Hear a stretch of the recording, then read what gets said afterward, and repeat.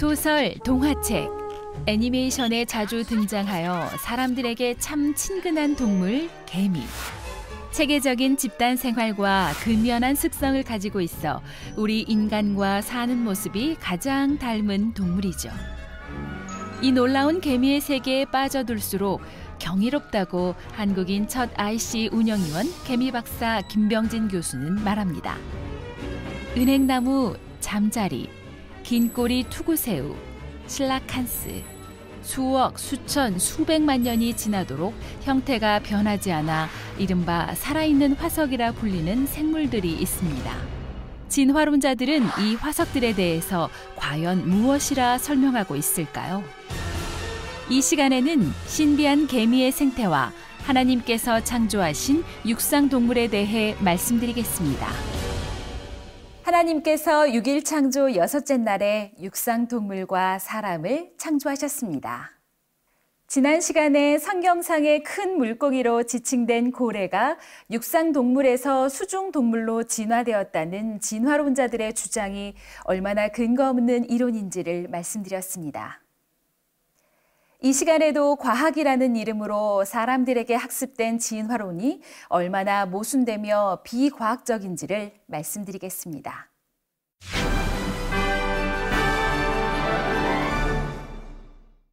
진화론은 과거 원시적인 공통 조상으로부터 환경과 적응, 자연 선택과 돌연변이로 인해 수세대를 거치며 자신의 신체 변화를 가져오고 이로 말미암아 진화하며 새로운 종이 탄생한다는 이론입니다. 그러나 상식적으로 쉽게 이해되지 않는 분야가 있는데 이른바 살아있는 화석이라고 불리는 것들입니다. 살아있는 화석이라 불리는 것들 중 식물류 중에 대표적인 것으로는 은행나무, 곤충에서는 잠자리, 갑각류에서는 긴꼬리 투구새우, 어류에서는 실라칸스 등이 있습니다. 지질학적 연대로 본다면 이들은 수억, 수천, 수백만 년 동안 거의 신체적 형태가 변화하지 않아 중생대 또는 심지어 고생대라고 일컫는 연대에서부터 그 모습들이 거의 변화하지 않는 생물들입니다. 진화 생물학에서는 이것을 서식지 보존주의라고 합니다. 진화 생물학 책에 보면 장기간 같은 서식지에서 먹이와 환경 조건의 유사성으로 그 형태가 크게 변화되지 않은 채 유지되고 있는 것을 서식지 보존주의라고 말합니다. 결국은 지속적인 자연 선택에 의해 동일한 환경에서 생존하다 보니 동일한 형태를 유지하도록 선택되어 나타났다는 것입니다. 또 다른 설명으로는 지속적인 표현형이 선호되어 진화가 제한된 조건에서만 일어날 수 있다고도 말합니다. 하지만 결론적으로는 두 가지 설명이 다 같은 말입니다. 환경에 따라 어떤 경우는 진화될 수 있고 어떤 경우는 진화되지 않은 모습을 갖게 될 수 있다는 말이죠. 이것이 우리가 잘 알고 있는 평범한 진화론입니다. 그야말로 편의대로 설명한다는 인상을 지울 수 없습니다.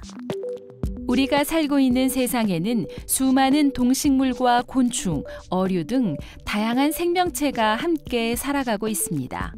바로 그 환경에 은행나무도 있고 잠자리도 있으며 긴꼬리 투구새우도 있고 실라칸스도 있습니다. 이 생물들의 환경이 얼마나 다르기에 어느 생명체는 새롭게 탄생되었다고 하고 어느 생명체는 그대로 있었다고 하는 것인지 의문만 들 뿐입니다. 진화론자들의 주장이 용어는 학술적이지만 그 논리는 정연하지 않을 뿐 아니라 전혀 과학적이지도 않다는 것을 알 수 있었습니다. 6일 창조 6째 날에 하나님께서 육상동물과 사람을 창조하셨습니다. 창세기 1장 24절에서 25절에 보면 육상동물은 땅의 짐승과 육축, 그리고 땅에 기는 것, 이렇게 세 가지로 나옵니다. 여기서 먼저 땅에 기는 것이란 뱀, 악어, 거북이와 같은 파충류를 비롯하여 개미처럼 땅에 기어다니는 곤충도 포함됩니다. 이렇게 땅에 기는 것들 외에 육상동물들을 하나님께서는 처음부터 땅의 짐승과 육축으로 구분하셨습니다. 그럼 땅의 짐승은 무엇이고 육축은 무엇을 가리키는 것일까요? 땅의 짐승이란 쉽게 말해서 야생동물을 가리킵니다. 반면 육축이란 소, 말, 양, 개처럼 사람이 기르는 가축을 말합니다. 사람이 기를 수 있고 사람에게 도움이 되는 동물들이죠. 하나님께서는 동물을 창조하실 때부터 이처럼 육축과 야생동물을 구분하셨습니다. 하나님께서는 장차 인간 경작의 시간 동안 어떤 동물이 사람에게 필요하게 될지를 아셨기 때문에 육축과 야생동물을 구분하신 것입니다. 그럼 육축은 처음부터 사람과 함께 살았을까요? 물론 육축도 처음에는 야생에 살았지요. 그런데 아담과 하와가 이 땅에 내려온 후 자손을 낳아 번성하면서 사람들은 가축을 기르게 되었습니다. 처음엔 야생에서 사는 짐승을 잡아 길들여서 집에서 키웠지요. 그런데 사람이 모든 동물을 길들일 수 있는 것이 아닙니다. 쉽게 길들일 수 있는 것이 있는가 하면 좀처럼 길들여지지 않는 것도 있지요. 예를 들어 소, 말, 양, 개와 같은 동물들은 사람이 길들이기가 비교적 쉽습니다. 반면 호랑이, 사자, 표범 같은 맹수들은 길들이기가 어렵지요. 전문 사육사나 조련사를 할지라도 맹수들은 매우 조심스럽게 대합니다.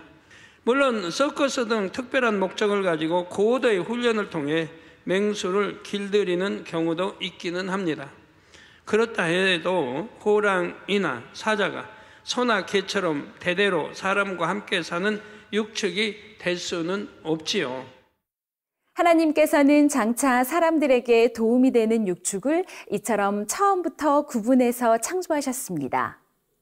아버지 하나님께서는 인간 경작을 위해 이렇게 섬세한 부분까지 고려하시며 창조 역사를 이루신 것입니다.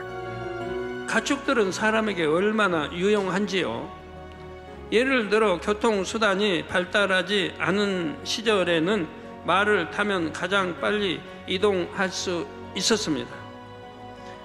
또한 소는 고기로도 먹지만 무거운 짐을 나르는 운송 수단도 되고 농사일에 아주 많은 도움이 되었지요. 다음으로는 개는 어떠합니까? 다른 동물에 비해 자기 주인을 따르는 성질이 유별나지요. 그래서 예로부터 사람과 가깝게 지내며 다방면에서 도움을 줍니다. 이 밖에도 양, 염소, 당나귀 등 사람에게 유익을 주는 가축들이 있습니다. 이렇게 가축에 해당하는 동물들은 하나님께서 처음 만드실 때부터 야생 동물과는 다르게 만드셨다는 사실입니다. 하나님께서는 물고기와 새뿐만 아니라 육상 동물들도 처음부터 각각을 종류대로 창조하셨습니다. 수중 동물이 육상 동물로 진화한 것이 아닙니다. 하나님께서 동물들을 처음부터 각각 종류대로 창조하신 것이지 수중 동물이 육상 동물로 진화한 것이 아닙니다. 하나님께서 여섯째 날에 창조하신 동물 중에는 땅에 기는 종류가 있습니다. 거북이와 같은 파충류와 또 개미처럼 땅을 기어다니는 곤충이 이에 해당한다고 했죠. 이처럼 땅에 기는 동물 중에 개미에 대해 말씀드리겠습니다. 개미는 현재 지구상에는 대략 1만여 종이 있는데 그중에서 인간에게 유용한 종은 95%가 넘는다고 합니다. 해충의 유충을 잡아먹고 토양을 뒤섞어 주어 식물 뿌리를 잘 내리게도 하며 토양의 황폐화를 막아주므로 숲을 지켜줍니다. 개미는 여왕개미, 숙개미, 일개미, 병정개미로 분화해 전문적이고 체계적인 집단 사회를 읽어갑니다. 우리가 잘 알다시피 여름 내 식량을 모아다가 활동할 수 없는 겨울에는 비축해둔 먹이를 이용하여 지내는데 어떤 개미들은 개미집에 곰팡이 또는 버섯 재배장을 가지고 복잡한 농업 생활을 하기도 합니다. 또한 개미는 방향을 잡을 때 태양을 이용한다고 하는데 개미들은 먹이가 있는 곳으로 가는 동안 태양과의 각도를 측정해 두었다가 먹이를 집어들고 180도 회전하여 집으로 향한다는 것입니다. 과학자들이 개미의 생태를 연구한 결과 흥미로운 사실을 알게 됐습니다. 바로 시기에 따라서 먹이의 채집량이 달라진다는 것입니다. 개미는 여름이나 겨울이나 하는 시기에 따라서 먹이의 채집량이 달라집니다. 그런데 필요한 영양분에 따라서도 먹잇감의 종류가 달라진다는 사실입니다. 예를 들어 한창 성장 중인 애벌레들이 많을 때는 그 애벌레들에게 필요한 영양분인 단백질이 많이 든 먹잇감을 구해왔습니다. 그리고 성숙한 일개미가 많을 때는 열량 공급원인 탄수화물이 많은 먹잇감을 주로 구해왔다는 것이지요. 마치 개미들이 모여서 회의를 하고 그 결과에 따라서 먹이를 구해오는 것처럼 보일 정도였던 것입니다. 공동체의 필요를 위해 전체가 함께 일하는 개미들의 생존 방식을 진화론자들은 어떻게 설명할 수 있을까요? 개미 중에는 농사를 지어서 식량을 준비하는 종류도 있습니다. 가위개미 혹은 잎군개미라고 불리는 이 개미는 나뭇잎을 잘게 잘라서 개미굴로 가져다가 차곡차곡 쌓습니다. 그러면 그곳에서 버섯이 자라고 그 버섯을 식량으로 이용하는 것입니다. 학자들은 이러한 개미의 농사 역사는 1천만 년 정도 됐다고 말하죠. 개미들이 사람보다 먼저 버섯을 재배해서 먹었다는 것입니다. 자, 개미는 그렇게 하면 버섯이 자란다는 것을 어떻게 알았을까요? 개미가 스스로 터득한 것이 아니라 창조주 하나님께서 그런 본능을 개미에게 부여해 주신 것입니다. 이런 능력은 창조주 하나님께서 개미에게 부여해 주신 본능인 것입니다. 개미 중에는 현대 군대의 전술과 유사한 전술을 구사하는 종류도 있습니다. 그것은 브라질의 아마존 정글에 사는 무사 개미입니다. 이 무사 개미들이 적을 탐색하고 대처하는 방식을 보면 매우 놀랍습니다. 적들의 밀도가 낮으면 신속하게 적진 깊숙이 뚫고 들어가 적을 반으로 갈라놓고 좌우 측면을 공격합니다. 이는 현대 군이 공격 작전에서 주로 사용하는 전술이지요. 반면에 적들이 밀집해 있으면 부채 모양의 전투 대응을 취합니다. 그리고 전투가 팽팽할 때는 미리 후방에 준비해 둔 특공대를 투입하여 작전을 수행합니다. 또한 그 와중에도 포획한 먹잇감은 부채꼴 전투 대응 뒤에 대기하는 예비 부대가 후방으로 보냅니다. 현대의 군의 보병 전투 전술이 이 개미에게서 유래했다고 여겨질 정도입니다. 개미는 종류에 따라 차이가 나지만 평균적으로 자기 몸보다 약 50배나 무거운 것도 끌 수 있다고 합니다. 자, 이는 60kg 체중의 사람이 3톤 중량의 물체를 끄는 것과 같지요.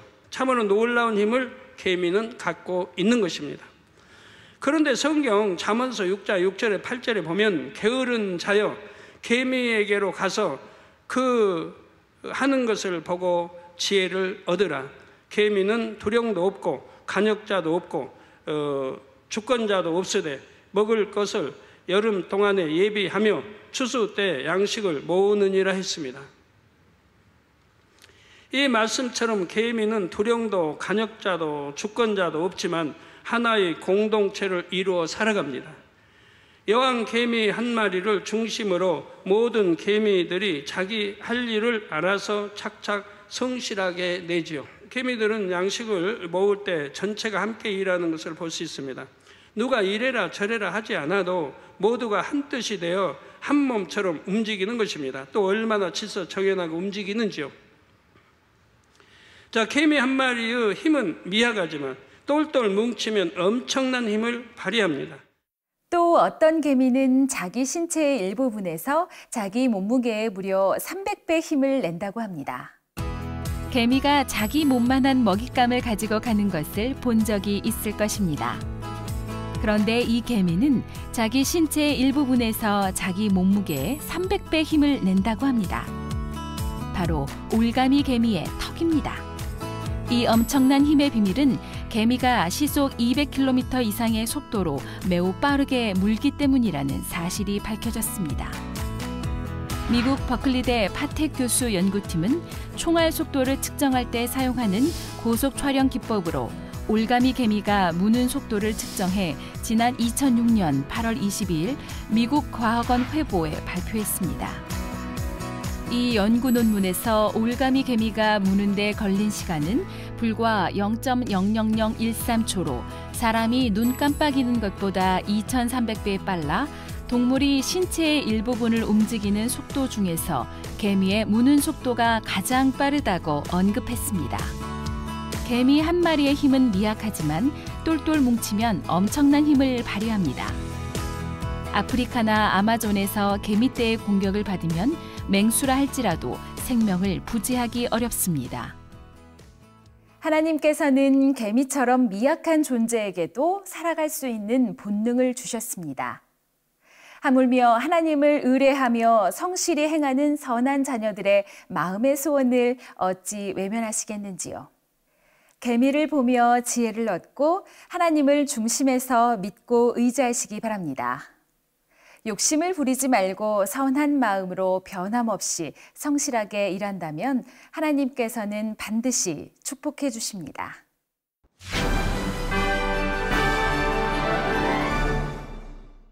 하나님께서는 창조 여섯째 날 먼저 육축과 야생동물과 땅에 기는 것을 종류대로 만드셨습니다. 그런데 창세기 1장 25절에 보니 그 만드신 것이 하나님의 보시기에 좋았더라 했습니다. 여섯째 날 육상동물이 창조됨으로써 마침내 인간 경작에 필요한 환경이 모두 조성되었습니다. 아버지 하나님께서도 참 자녀를 얻기 위한 인간 경작의 터전이 될 지구에 모든 환경이 조성된 것을 보시고 그처럼 마음이 좋으셨던 것입니다.